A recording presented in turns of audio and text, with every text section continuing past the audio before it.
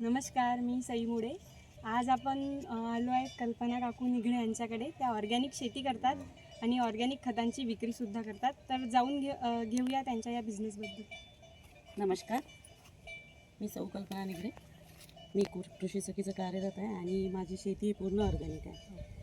तर मी 2016पासून पूर्ण ऑर्गॅनिक शेती करत आहे.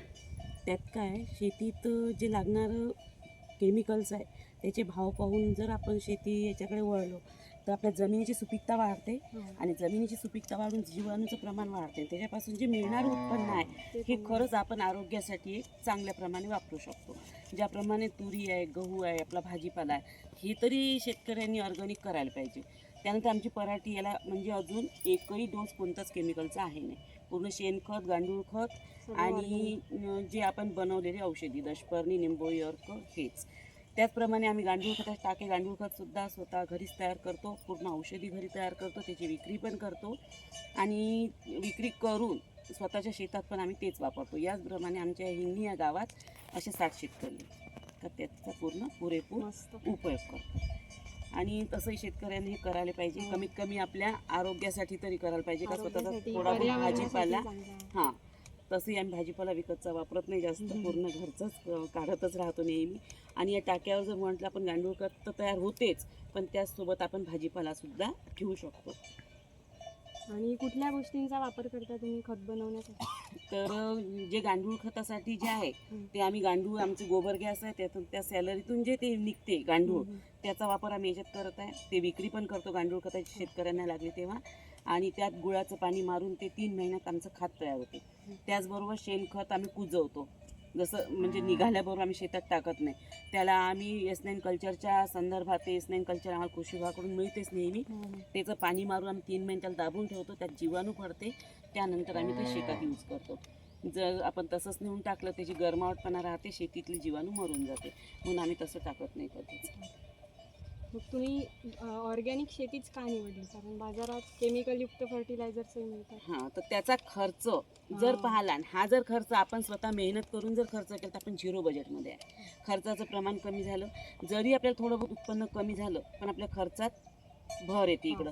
त्याच्यानं ते माहीत नाही पडत का आपल्याला उत्पन्न कमी झालं. उत्पन्न कमी होत नाही, फक्त 1 वर्ष उत्पन्न कमी होते नंतर. कारण आपल्या शेतीला काय असते, केमिकलची सराव झालेली असते, त्यामुळे माल असा उठला दिसत नाही. का बाजूला शेतवाला म्हणते नाही बा सल्फेटची पराठी ही चांगली आहे, पण 1 वर्ष त्रास जाते. 1 वर्ष नाही, पण आपली ही माती जी आहे या शेतीतली माती न केमिकलच्या शेतीतली माती फरक आहे.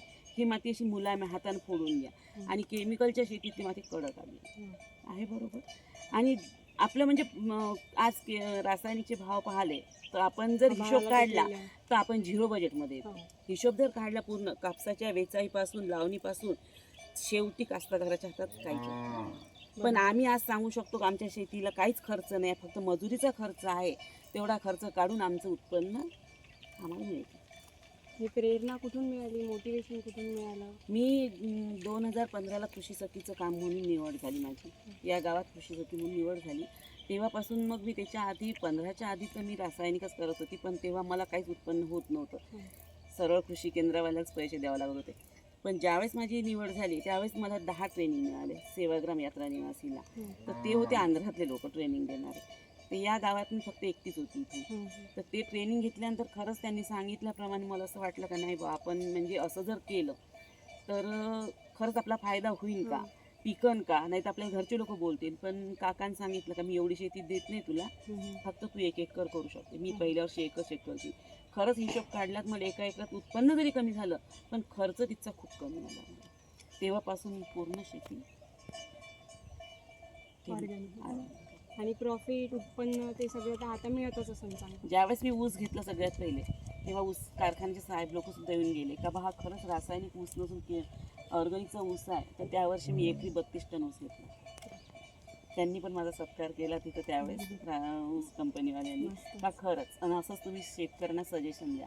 तसेच माझे पोकळे सर आहे, चंद्रकांत पोकळे, ते पण माझ्यासोबत करत आहे. काही अडचणी आल्या? अडचणी आल्या म्हणजे मेहनती, दुसरं काही मेहनती. कारण ते पाला आणणे, सडवणे, मच्छीचं द्रावण करताना आपल्याच्यानं ते वासाच्यानं होत नव्हतं. तुम्ही एखादा दारू पिणारा पाहणे त्याच्याकडून करून घेणे, हा त्रास झाला, बाकी काही त्रास नाही. आणि आता माझे शेतकरीच माझ्यापर्यंत येऊन औषधी पूर्ण ठीक आहे, धन्यवाद काकू. तर आपल्या ज्या 4 स्टेप्स होत्या, इम्पेथाईज, ॲनालाइज, सॉल्व आणि टेस्ट, त्या काकूने बरोबर फॉलो केल्या आहेत. मला तर हा त्यांचा स्टार्टअप खूप आवडला. धन्यवाद. भेटूया पुढच्या व्हिडिओत. तोपर्यंत बाय बाय.